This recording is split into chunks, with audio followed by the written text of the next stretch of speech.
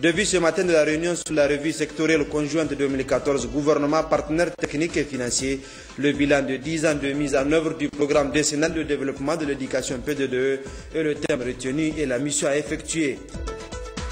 Élevez votre voix par le niveau de la mer, c'est le thème de la journée mondiale de l'environnement célébrée demain 5 juin 2014. Les efforts fournis et programmes prévus par l'État du Niger ont été évoqués par le ministre de l'Environnement dans un message livré à cette occasion. Plusieurs kilomètres de rails posés sur le chantier de la boucle ferroviaire Niamey-Dosso, Parakou-Cotonou.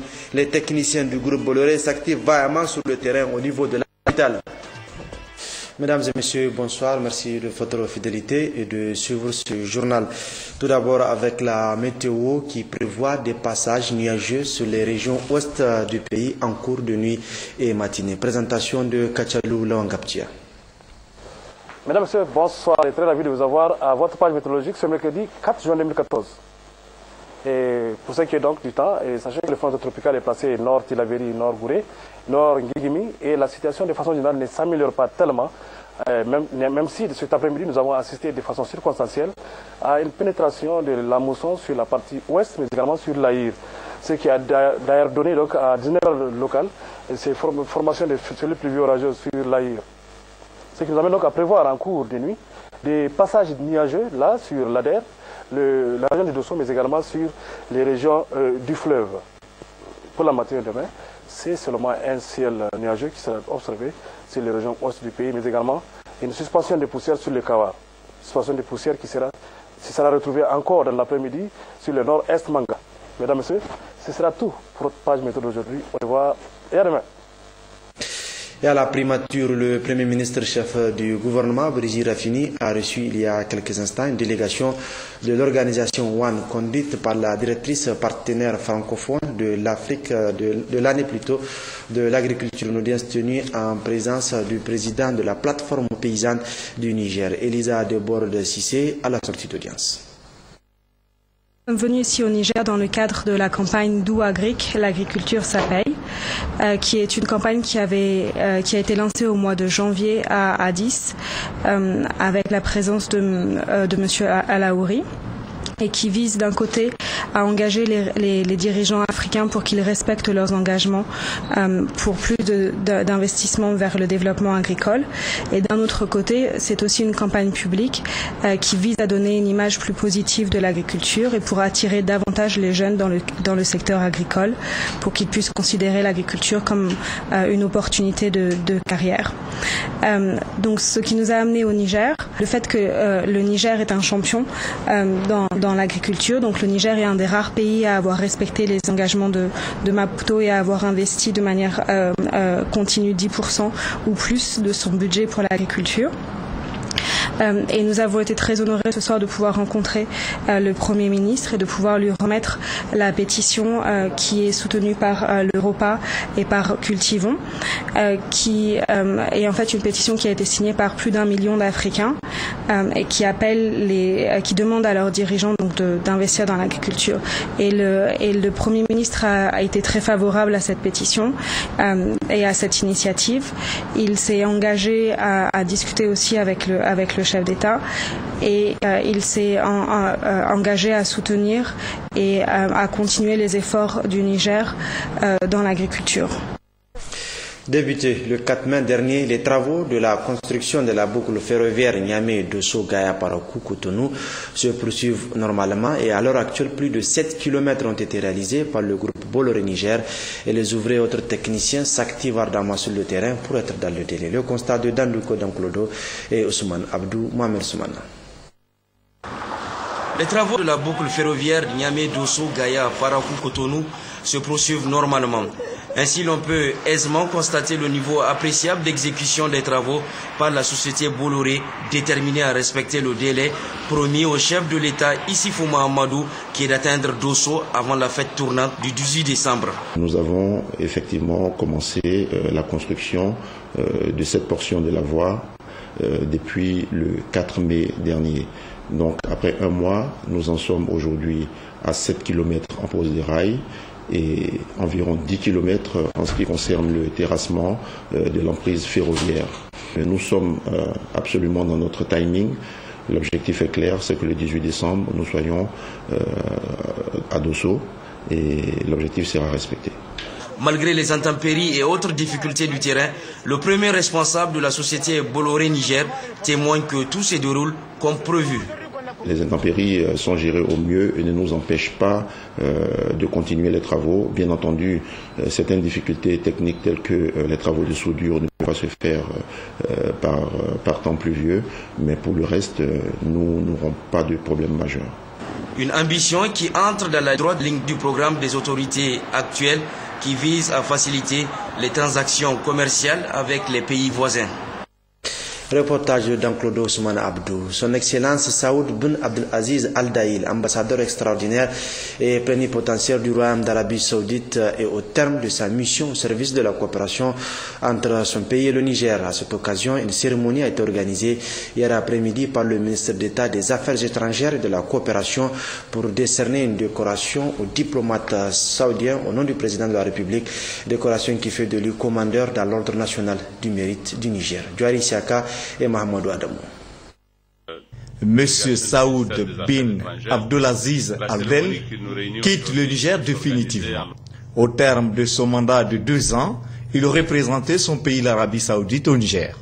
Avant qu'il ne quitte notre pays, Saoud bin Abdelaziz Al Daïl a été élevé au grade de commandeur dans l'ordre national du mérite du Niger. Mais avant, le ministre d'État des Affaires étrangères et de la coopération a tenu à rappeler les liens qui existent entre nos deux pays. Les pays ont ainsi développé leurs liens de coopération sur la base de la solidarité et de la complémentarité telles que prescrits par les valeurs de l'islam, parce qu'ils sont convaincus que cela le meilleur repère en matière de coopération entre des pays qui appartiennent tous, on va dire, au tiers-monde et qui veulent mettre de leur côté tous les atouts à même de leur permettre de faire face aux défis auxquels ils sont confrontés. Au-delà des questions de développement, comme vous le savez, monsieur l'ambassadeur, nos pays et tous les pays de la Oumma islamique, de façon générale, sont confrontés en ce moment au fléau de l'extrémisme religieux et du terrorisme, ce qui leur commande bien sûr d'unir leurs efforts tant au plan bilatéral qu'au plan multilatéral afin de consolider la paix et la sécurité internationale. Le diplomate saoudien a saisi cette occasion également pour exprimer ses sentiments à l'égard du Niger et de son peuple.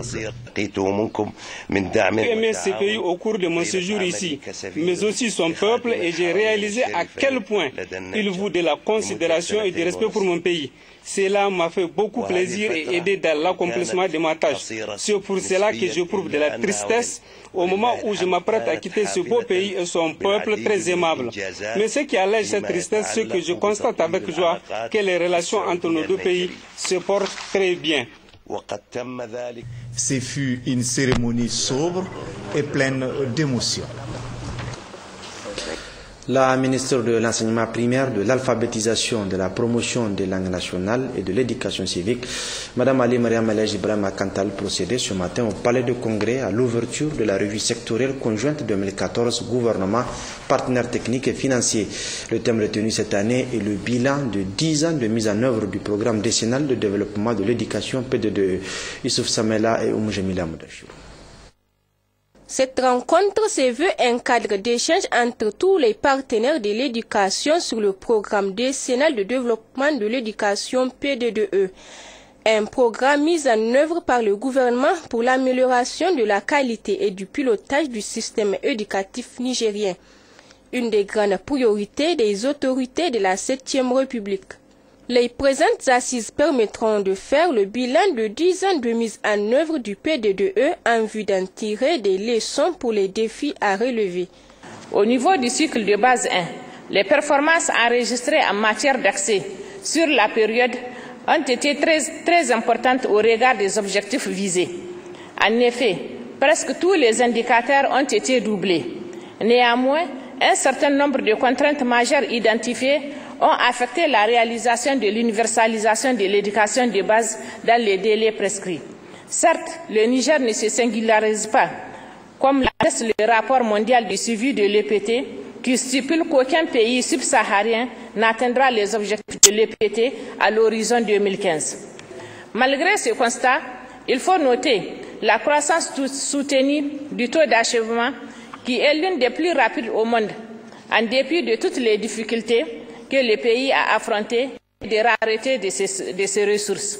En matière de gestion de pilotage, l'analyse de l'exécution budgétaire ainsi que les audits révèlent d'importantes insuffisances dans la gestion des ressources allouées à l'éducation de base. Entre autres insuffisances, on peut noter la faible consommation des crédits, la faible exécution des activités programmées par les différentes directions, la faible gestion des fonds, comme l'atteste l'affaire MEBA, qui a comme conséquence le faible niveau de financement du P2E par les partenaires techniques et financiers, car seuls 22,33% de ces engagements ont été honorés. Auparavant, le chef de file des partenaires techniques et financiers a réaffirmé leur engagement à accompagner le Niger pour l'atteinte des objectifs du P2E. Cet accompagnement doit naturellement être doublé d'une volonté affichée des pouvoirs publics d'instaurer une véritable culture du dialogue et de la complémentarité entre les différents partenaires en charge du PSEF, ainsi qu'avec les autres parties prenantes. La réalisation des ambitions est donc intimement liée à une coordination effective entre les différents partenaires.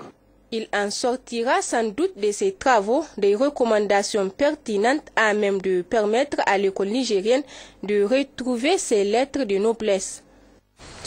Le ministre de l'Équipement Ibrahim Nomo a présidé ce matin la cérémonie de mise en place de la base de données routières du Niger. Cela entre dans le cadre de l'appui institutionnel du programme routier du 10e Fonds européen de développement, communément appelé FED. Amsatou Mahamadou et Hadiza Hamidine.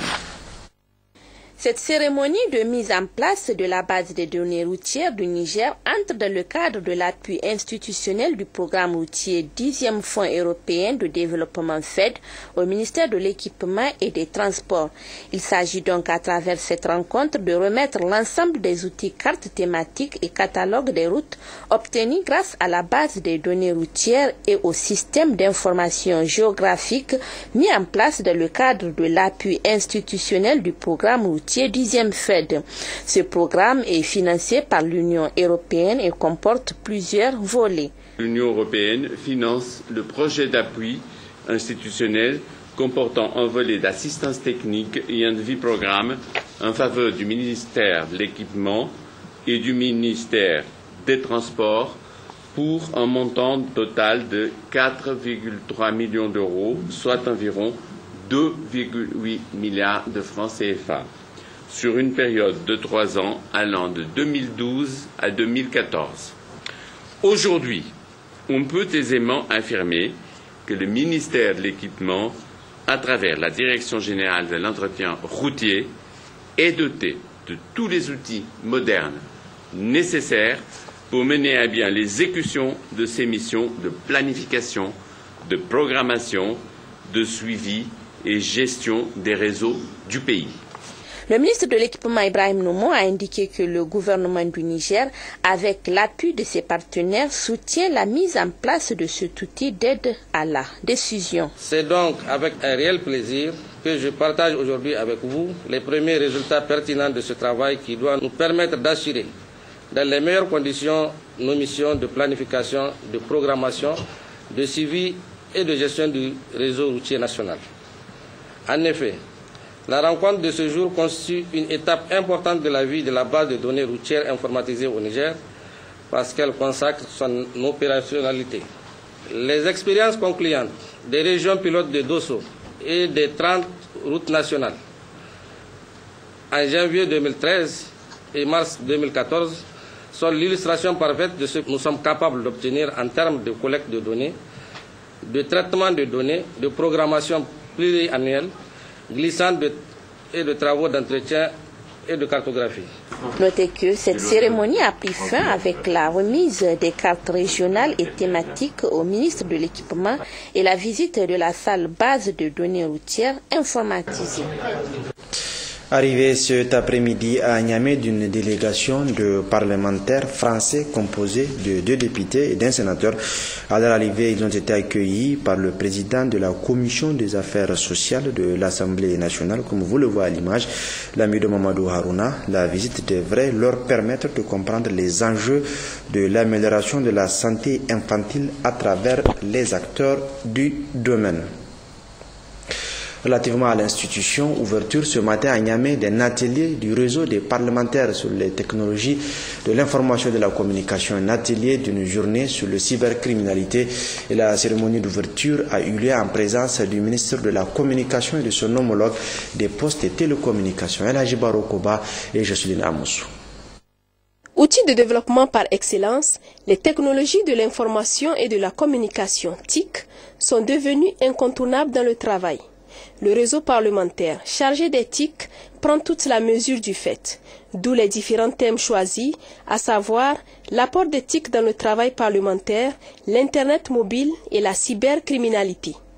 Les thèmes traitent des possibilités de technologies et mesures électroniques mettant à la disposition des députés des outils susceptibles de les aider dans l'exécution de leurs fonctions de base, telles que les ressources numériques pour aider les commissions, les systèmes d'information pour suivre le travail parlementaire, la communication et la mise en réseau accru entre les députés et les citoyens via les sites électroniques du Parlement, les bases de données et l'intranet qui permettent de contrôler l'activité de l'appareil exécutif. Occasion pour le ministre des Postes, des Télécommunications et de l'Économie numérique de se pencher sur le document de politique sectorielle des télécommunications et des TIC, adopté en 2013, un cadre juridique de confiance pour l'utilisation des TIC au Niger. Aussi, depuis 2010, le Niger, à travers mon département ministériel, est membre du partenariat multilatéral de lutte contre la cybermenace, qui est un programme mondial de cybercriminalité de l'Union internationale des télécommunications. Mon département ministériel entend, avec tous les acteurs concernés et l'assistance de l'Union internationale des télécommunications, mettre en place une équipe nationale d'intervention en cas d'incident informatique. Cette équipe sera chargée d'identifier la cybermenace, gérer la situation et réagir en conséquence. Cet atelier du réseau parlementaire du Niger sur les TIC a vu également la participation des opérateurs de téléphonie mobile, des acteurs de la société civile et des forces de défense et de sécurité. Poursuite des travaux de la réunion des experts du comité de coordination pour le développement et la promotion de l'artisanat africain ce matin au palais de congrès de Niamey. Cette réunion des experts se tient en prélude à l'ouverture de la 7e conférence des ministres en charge de l'artisanat des pays membres du CODEPA, prévue se tenir demain 5 juin 2014 au niveau de la capitale. Khadijatou Hassan et Abdullah Hamidou. Après 2 jours de travaux préparatoires des experts des pays membres du comité de coordination pour le développement et la promotion de l'artisanat africain CODEPA, les participants venus des différents pays de cette organisation se disent déjà édifiés.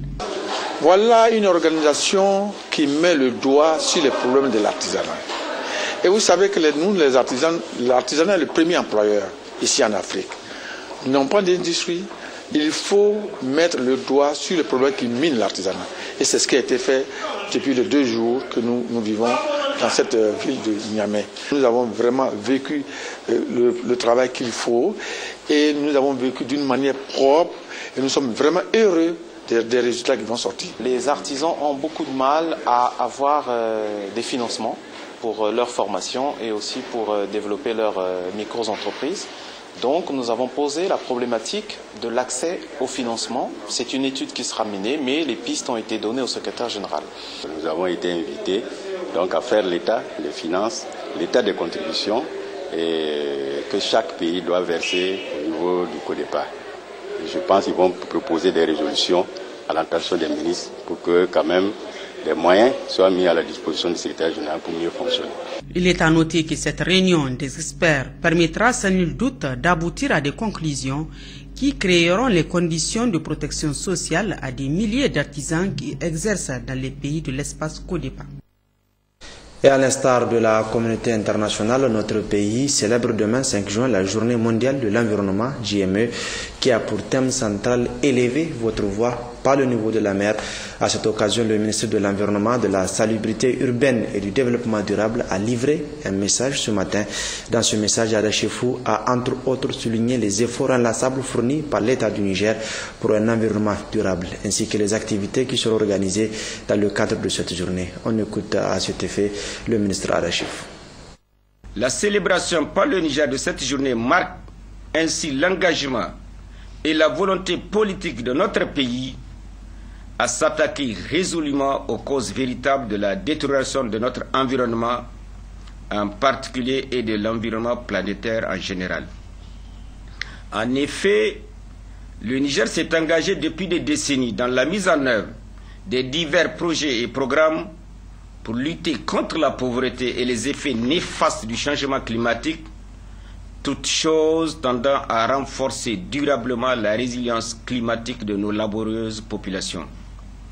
Au plan politique et institutionnel, l'adoption de l'initiative 3N, les Nigériens nourrissent les Nigériens, du programme de renaissance de son Excellence M. Issifou Mahamadou, président de la République, chef de l'État, axé essentiellement sur l'économie rurale, en est une parfaite illustration de cet état de fait. Il est donc de notre devoir d'attirer l'attention de nos populations, notamment les jeunes, sur la persistance des problèmes environnementaux et des pratiques anthropiques qui assaillent notre pays.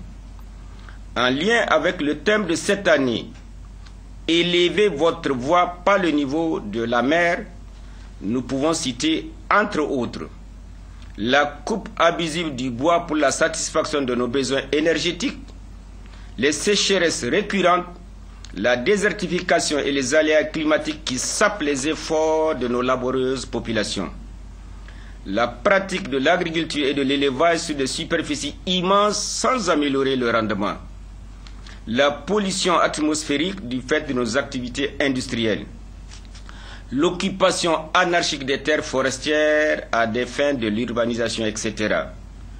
Ces activités contribuent à la destruction de la couche d'ozone, provoquant de fait l'élévation de la température et du niveau de la mer, ce qui est préjudiciable pour les petits États insulaires et même pour les pays continentaux comme le Niger, compromettant ainsi les productions agro-silvo-pastorales nécessaires à notre survie. Mesdames et messieurs, au regard de ces problèmes, il incombe à chacun de nous, pouvoirs publics, société civile, opérateurs privés, population, de nous investir corps et âme dans des actions visant la promotion des bonnes pratiques en matière de production et de consommation au bénéfice de l'environnement et de la santé des populations. Pour commémorer la journée mondiale de l'environnement cette année, nous envisageons l'organisation de la collecte et le ramassage des déchets plastiques qui jonchent nos rues, espaces verts et lieux publics, l'organisation d'une conférence débat en lien avec le thème central et nos villages insulaires du fleuve Niger et du lac Tchad. Le thème de la conférence débat est « Village insulaire du Niger, quel avenir face au changement climatique ?» L'organisation des excursions en faveur des enfants sur le site des girafes à Kouré et au parc de Dubonvé. Vous y êtes toutes et tous cordialement invités. Le haut-commissaire, parlant de l'agriculture, à l'initiative 3N, à la tête d'une importante délégation, a procédé ce mardi à Zender à la cérémonie de remise officielle des contrats de micro-subventions aux organisations des producteurs de la région portés par le projet d'appui au développement des secteurs ruraux PAD-SR. Mariam Keta et Ali Abou. Démarré en 2013 pour un montant global de plus de 15 millions d'euros, soit plus de 10 milliards de francs CFA, les activités du PAD-SR, projet d'appui au développement du secteur rural dans les régions de Dosso et Zender, illustrent la pertinence de la préoccupation commune des autorités de la 7e République du PNUD et de l'Union européenne à réduire la vulnérabilité structurelle qui caractérise ce secteur. Et c'est à juste titre que l'accent a été mis sur des investissements ayant un impact significatif sur la sécurisation et la pérennité des ressources productives des ménages vulnérables. Ce déplacement de cette mission, conduite par le Haut-Commissaire à l'initiative 3N, témoigne de la volonté manifeste de ces acteurs à concrétiser l'axe 4 de l'initiative 3N, qui est assurer la sécurité alimentaire à travers cette initiative et qui a pour objet de créer les conditions favorables pour que les producteurs ou les organisations de producteurs puissent développer leurs activités productives et améliorer la qualité et l'accroissement de la couverture des services financiers ruraux, inclusifs et adaptés aux besoins des pauvres dans un environnement assaini et de plus en plus sécurisé. C'est en partie grâce à cette réactivité de la partie nigérienne que nous allons pouvoir remettre au cours de la présente cérémonie 114 contrats de subvention d'un montant de près de 600 millions de francs CFA, dont 112 contrats au titre de la composante agricole du projet, au profit des 19 communes réparties dans 5 départements de la zone d'intervention à Zander, et 2 contrats par la composante microfinance en faveur de 2 institutions de microfinance, à savoir les caisses de Yarda et Niaya. Les 112 dossiers de microsubventions se répartissent comme suit: 28 boutiques d'intrants, 25 banques céréalières, 34 périmètres maraîchers, 10 banques aliments bétail, 15 magasins de stockage. Un résultat concret qui illustre l'engagement de l'Union européenne à accompagner le développement du secteur rural au Niger. Des investissements qui répondent à la vision que l'initiative 3N s'est faite de la maison du paysan. Le premier vice-président du conseil de ville, le secrétaire général de la région, le coordonnateur de la cellule Union européenne et le directeur de cabinet du ministère de l'élevage ont tous salué cet engagement de l'Union européenne et du PNUD aux côtés du PADESER à accompagner les producteurs. Un engagement dont le représentant résident du PNUD précise les aboutissants. L'importante cérémonie offre donc l'occasion d'insister sur l'impératif d'un strict respect de cette clause qui constitue le gage d'une efficience de nos actions communes pour l'amélioration des conditions de vie de ce segment si important de la société nigérienne.